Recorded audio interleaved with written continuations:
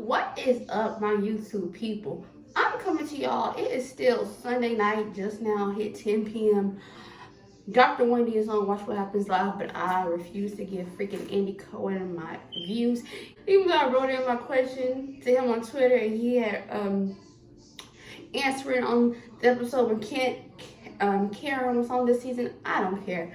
I don't give him my views, and he already done rubbed me the wrong way because when her and Risa just walked out, he acted like he didn't want to agree or even touch or hug her. I don't like that. I don't like how he treat her, so I don't want to watch. I'm gonna just catch the clips once they hit Twitter. But you know, I normally do my recaps for Potomac in the daytime, like the next day or at least by Tuesday, after the episode. But this episode didn't really give that much, so I'm gonna go ahead and knock this out tonight. Okay, let's get right into the beginning of the episode. Karen and Sharice, this went on for a little too long.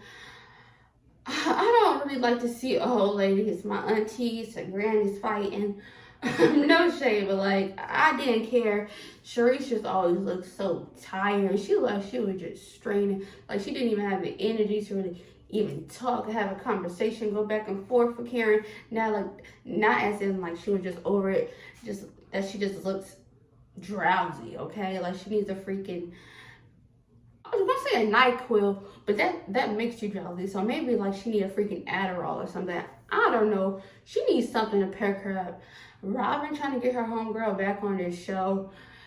Giselle don't really care. She just wants somebody to go at Karen and help. Hopefully if somebody new come on, they can knock Wendy out. That's all she really care about. But yeah. Sharice is not giving. Karen feel like she only came to her mother's funeral as like an out or excuse to throw it back in her face to say, hey, I did this for you, I was there, and also so that she'll have more allies to come back onto the show. And Sharice is saying like, no, I was actually being genuine, I did this for that, and da da da da. And then of course Robin had to jump in and add her 2 cents and like trying to see when did she talk about your mother, and Giselle was too, and basically saying Karen was blowing stuff out of proportion. That's where that ends. They agreed to leave it where it is, and that no, like, this conversation is not gonna get solved or go anywhere, so we just gonna cut it off. So they go back to their villas where all their rooms are, and Mia and Jacqueline have their little one-on-one aside because the group, Candace brought it up, tried to get them to talk amongst the group at the table, but Jacqueline said they have a real friendship. You know, they've been friends for like since they were teenagers, so she'd rather talk to her one-on-one. I don't know what it is about Mia. She done did this one season on this show, so she just really thinks she knows everything about the ins and outs of reality TV. But if she really was like aware, she would know that freaking you doing all this stuff to kiss up to Giselle and like please appease her. But I know you was a fan of the show before coming on, so you should know that she's gonna be gunning for you next. And even with you being an open book and telling all your business, your turn's still coming, okay? So they sit down on bed and Jacqueline saying like, I was just really hurt by some of the things you said, and I just wanted you to retract that, you know. I feel like you went too far below the belt, saying that I had no friends, and also saying that I sleep with married men. And me, oh my gosh. She basically says, so what did I lie about? What did I do wrong? Y'all, I believe she did it. Clearly she did it, okay? Clearly she did it. But she really wanted Mia to like be a good friend, okay? And just lie, I guess, for her, cover her back. Because that wasn't nothing to tell. Like, it's not like Jacqueline stuck with any of their husbands, any of the cast members' husbands. So that really was so unnecessary for her to tell. And Mia's all like, Jacqueline, please, I'm trying to help you out here.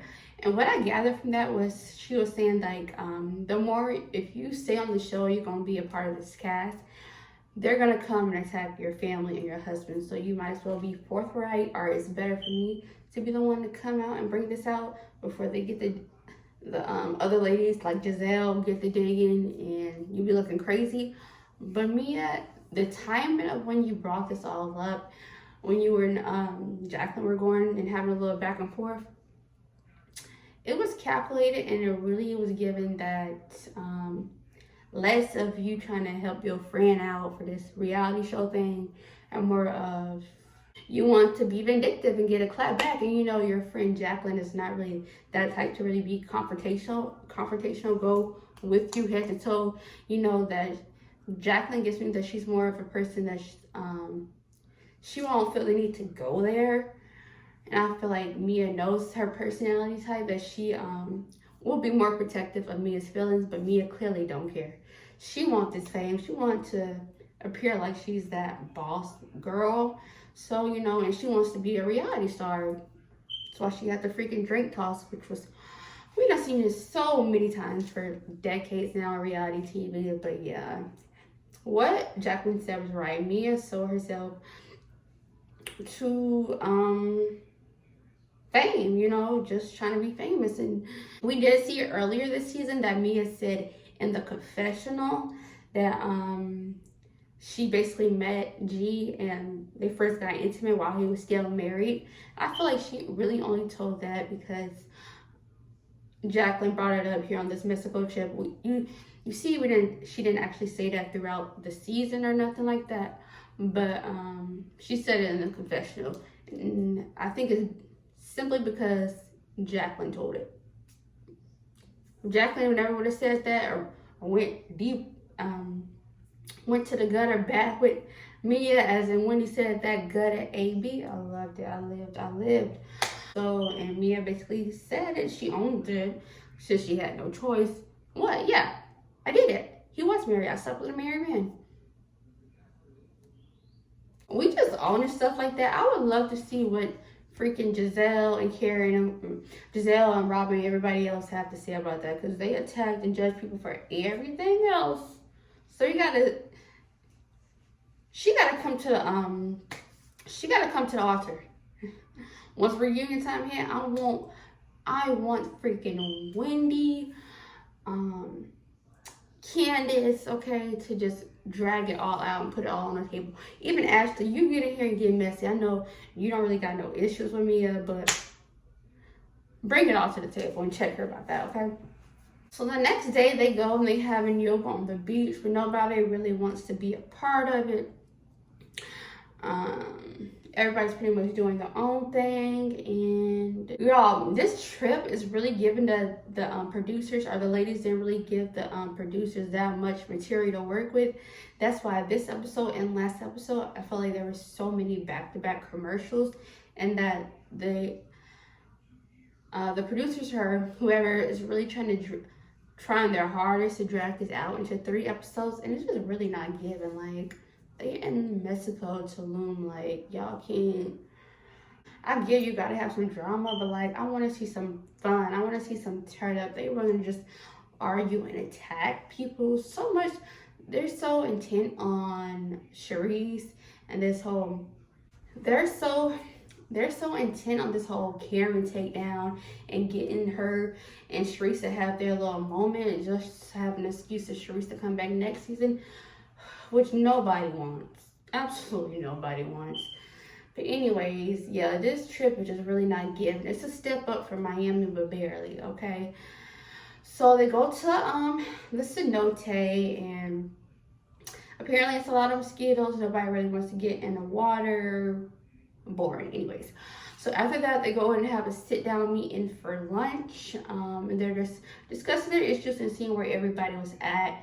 And Giselle, I don't know, she's still thinking that she's the ghost producer. Y'all, it is so clear that Giselle, Robin, even Mia and Ashley and some stuff really just felt like the audience, people reaction will be completely different to some of these things going on.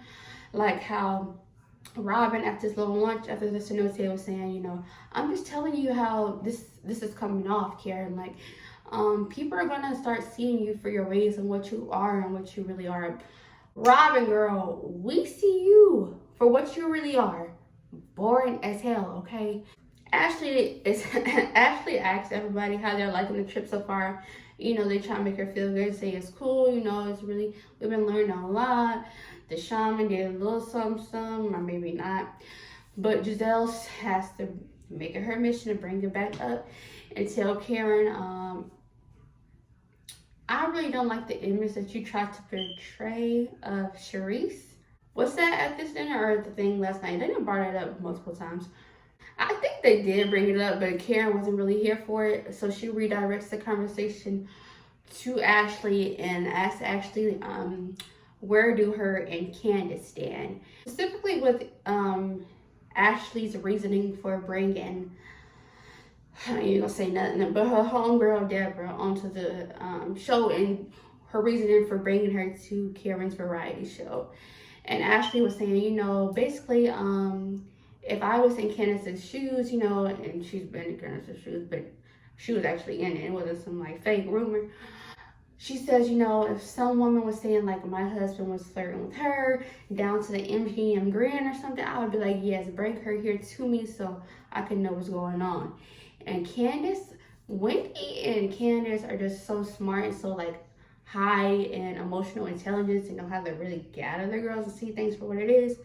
She tells her, Ashley, I think sometimes you, because of what you've been through with Michael and a lot of that stuff been toxic and wrong, you assume that everybody else's relationship is wrong like that.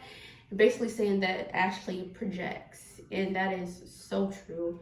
She really wants Candace specifically to be getting cheated on and going through that same struggle marital like she is with Michael. And it's like, girl, that ain't everybody. Sorry, some people, husbands actually love and like respect them and value them and don't want to lose them.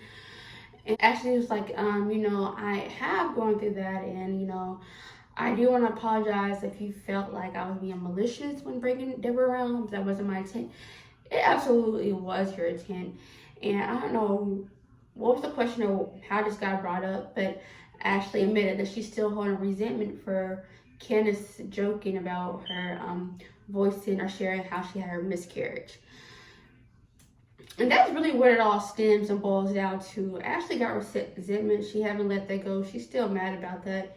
Even though, from what y'all say, I don't know. I didn't watch earlier seasons. I'm one of the new fans who started watching season 5 after the fight.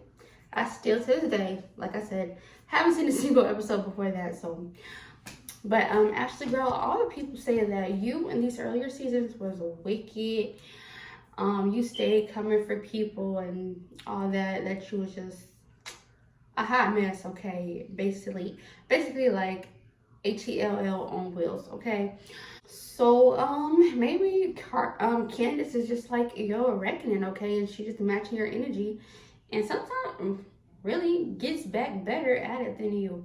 So I get it. I do get it. Okay, you know, if fertility was something that Ashley was really battling with, and she felt like Candace was making a joke about it, I see how she could hold pressure and unforgiveness. But like Candace said, like when she thinks that they're getting to a good place, Ashley does always do something to like ruin it.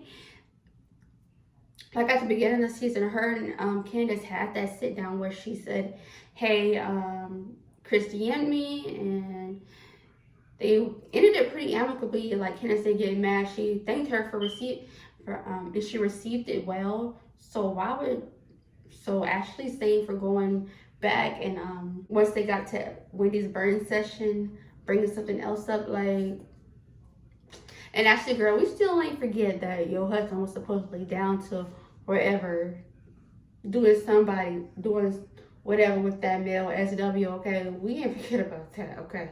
But Wendy finally is getting some speaking role, okay? Speaking time. So she speaks up and she says, you know, I've been able to hang out with both of you, and when we're all together, it's a good time. So he all agreed to the, I can't remember what she said, but they agreed for now that when they get together, they're gonna be cool and linked up, and they can have whatever issues after that. And they said, okay, they agreed to disagree, but basically, and that was that. Go back to their rooms to get prepared for dinner. Like, this trip ain't even giving them much, like, activities and things to do. Like, Wendy was in the bed asleep. Freaking Robin trying to fix her tracks. Like, whatever. So at this last dinner, we again bring up trying to get some dialogue between Karen and Charisse. Robin and Giselle saying, Charisse is the real queen of Potomac, and Charisse like being bothered, saying that Karen was trying to assassinate her character, saying that she only went to the funeral because she wanted to get back into the group, and Charisse basically says, I made this group. They is basically saying, forget this fourth wall. We just gonna get into some things. And I'm just jumping in, adding her 2 cents. Like, Karen, you can't just ignore stuff. Oh, let me get back to that before all this happened, because I'm actually done talking about that. They're still asking Robin about this wedding plans and the wedding date. What? Robin ain't getting married. And he done already let us know when she was on Watch What Happens Live, we ain't gonna see no wedding this season. She talking about she going down to Jamaica after her brother-in-law, or after her brother and sister-in-law like renew their vows to get married, something like that. Robin, you just pulling straw and things out your hat at this point, girl. Cause you say you don't want to tell nobody, girl. You didn't have to tell nobody because it ain't happened. Done with regular Robin, okay? So back to Karen Charisse. Robin is saying, like, Karen, you have to own stuff. Like, you keep thinking you're better and that you can just act out without repercussions, but I'm letting you know, like, people are going to start saying certain things. They're going to see you for who you are. Like I said earlier, Giselle and Robin clearly thought like they had the fans figured out and had like could interpret on, because they used to just deflecting and not really being held accountable by the fans. And like you see how Wendy was just attacked for no reason when Giselle was the one that attacked her marriage all last season. So they really feel like the fans were just gonna ride for them, and as long as they just speak. Such white women Karen behavior, like feeling like they can just mold or fit the narrative to however they want it to be. That's what this whole situation was given. But they basically say they think that Karen should apologize for how she reacted amongst everybody and coming for Charisse like that. And Karen just like, no. And that's when I'm so glad Candace popped up and was saying, well, she said it on her breath, saying that since Karen said she apologized to the group, but they're mad that she didn't apologize to Charisse directly.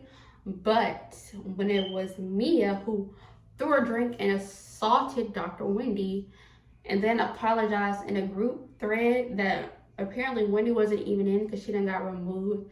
They just trying so hard to ice Wendy out and get her off the show. Because why is she removed from the cast group text? Like, what? And she was so victim in this situation. But Candace said it under her breath, and Karen was so glad that she said something and wanted her to repeat it. Candace was saying, well, this reminded me of Mia and how she apologized to the group, but not to Dr. Wendy directly. And so Mia says, oh, that's because I'm not sorry to her right now. I'm guessing she basically needs waiting for Giselle's okay to say, okay, yeah, now you can accept her apology because the show's about to be over and we want her to get her up out of here. But y'all see how like Mia is so like tuned in. She bases her moves on what she does and her actions and what she owns up to off the fans' perceptions and what they're saying. If it looks like the fans are okay and rooting for her for attacking Dr. Wendy, she was gonna ride for it. But since the fans not really riding with her and calling her out for like, and everybody else out for her assault on Dr. Wendy, now she's trying to act like she all apologetic, but we see clearly said she wasn't sorry. Then like a few moments later, she's just gonna say, fine, okay, I'm sorry. Now what? Girl, keep that little apology. Y'all see how she tried to flip and turn this? Because when that went down in Miami, and Wendy made the statement, you trying to paint me like I'm you and your husband because you and your husband sleep with other men and women and blah, blah, blah. And supposedly Mia went around trying to twist that and say that Wendy was saying that G was sleeping with men. Like Mia was like, what's wrong with men sleeping with other men? Basically trying to get the little LGBT African community to rally around her and be on her side and be like, yeah, Wendy's maybe H-phobic, and stuff like that. But I'm so glad Wendy didn't give into that, and she broke it down clearly, saying that Mia's just not that smart, that she wasn't able to deduce and understand what Wendy was actually saying, which was a fact that Mia and G, have outside partners and they with the swing action, She done told us that. Wendy makes it clear to Mia that she assaulted her, and Mia's like, I didn't assault you. Yes, you did assault me. Do you know the definition of assault? And when Mia's like, do you? Y'all, it's so clear. Like, Wendy is way too educated and like witty, like smart with her things. And Mia really couldn't keep up with her. So Wendy breaks it down. Do you know what assault is? Attacking or touching someone against their consent. I didn't give you consent to touch me. And then Mia's talking about, do you know what definition of character is? Basically saying that Wendy supposedly insinuating that G was sleeping with men was a definition of character. She basically contradicted herself. Like, she tried to paint Wendy as being like H-phobic, but you consider her saying that a defamation. So what do you think about those people? You think that is defaming or something? Mia? I'm so glad Wendy didn't really give into all that roundabout and deflection and all that. She's eloquent and broke it down to say exactly what it was. The true defamation of character is her coming and trying to attack Wendy's business skills and assets and whatever. And I don't know if Candace was trying to throw Mia a bone or get her to admit or step fault in what she did. So she asked Mia, so do you think it was wrong? Are you apologetic for what you did? And Mia's like, yeah, okay, fine, I'm sorry. Now what? I was wrong. I shouldn't have threw a drink at her. Girl, I'm so glad Dr. Wendy said too that the only reason why I didn't respond how I wanted to respond was because I actually had stuff to lose, unlike you. And Mia, I don't even know what she really didn't have nothing to say. She was like, oh, okay. Mia says, oh, is that supposed to be a threat? And Wendy says, no, it's not a threat, it's a promise. Boop. Period. And of course, freaking Gizzard Neck over there trying to put 20 on 10 to what Wendy was saying, make it seem like way worse than what it is. Girl, bye. I don't care what. And like, I'm so glad Wendy said this too. You threw a drink at me. You lucky I didn't throw a drink back at you. So whatever came out of her mouth was warranted and was okay. She didn't put her hand back on you. She should have. So you should have been grateful. Like Candace when she made the your mama joke, okay? She could have went deeper. Wendy brings up, like, basically it's a fact too that it's not like I said something new. You already been told that Peter's girlfriend was you and G was sleeping with her too, and Mia was basically saying, well, no, that's not true. She was actually my girlfriend, but she just don't give no dang to. But you know what?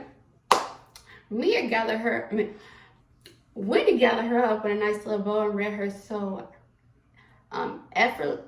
effortlessly and intellectually. So, you know, she doing all the projection, talking about because you know Wendy went into saying I'm successful, I'm this, I'm that, whatever she was saying with Ashley, whatever, and she was like, yeah, so you're so great, and you gotta just yell it out into the streets.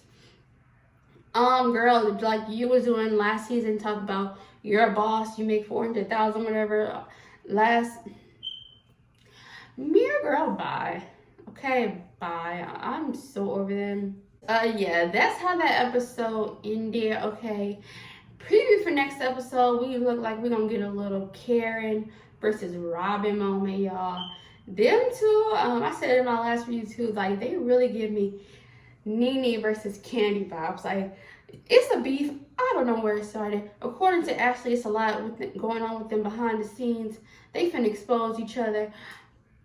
Supposedly Karen got her little side dude. Juan got them a side got him a little side chick over there, supposedly some little Becky with good hair.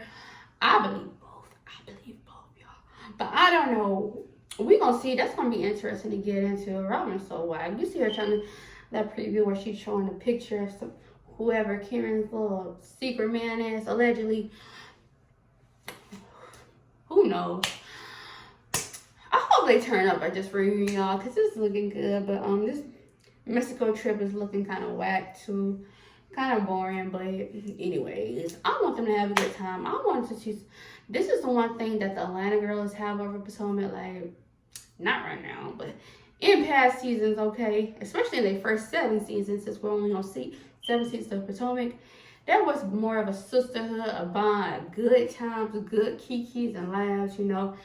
And on certain instances, for the most part, except against like Kenya and her early few seasons, there was a sisterhood, camaraderie. You know, they still had their good times. And this group just can't do that because we have somebody like, I feel like Giselle is truly a dark cloud over that group. And the fact that she has so much pull behind the scenes with the production and also with freaking Andy, okay, because he really kisses her. But I feel like the group can't really be great if it's always going to be a thing of who Giselle don't like is going to get iced out and she's going to be attacking them and stuff like that and try to control the narrative. That won't work. And also her in this queen bee role, and it's not even so much for her being this queen bee, like it's more so of the Mia's, freaking Robin, Ashley, who is kissing her butt and being freaking Gresham wieners, okay? So but yeah, that's it for Potomac. This episode, I give it a freaking 7.5, maybe an 8 out of 10. But yes, if you liked or enjoyed this review, go ahead and give me a thumbs up. Tune into my channel, check out some of my other reviews, especially where I got into like the colorism going on in Potomac. I feel like that was like a really good video explaining things and like certain dynamics within this group. So get into that. I'm gonna link it in his bio. But yeah, y'all, bye. Thanks for watching. Don't forget to like, comment, share your thoughts with me, and subscribe.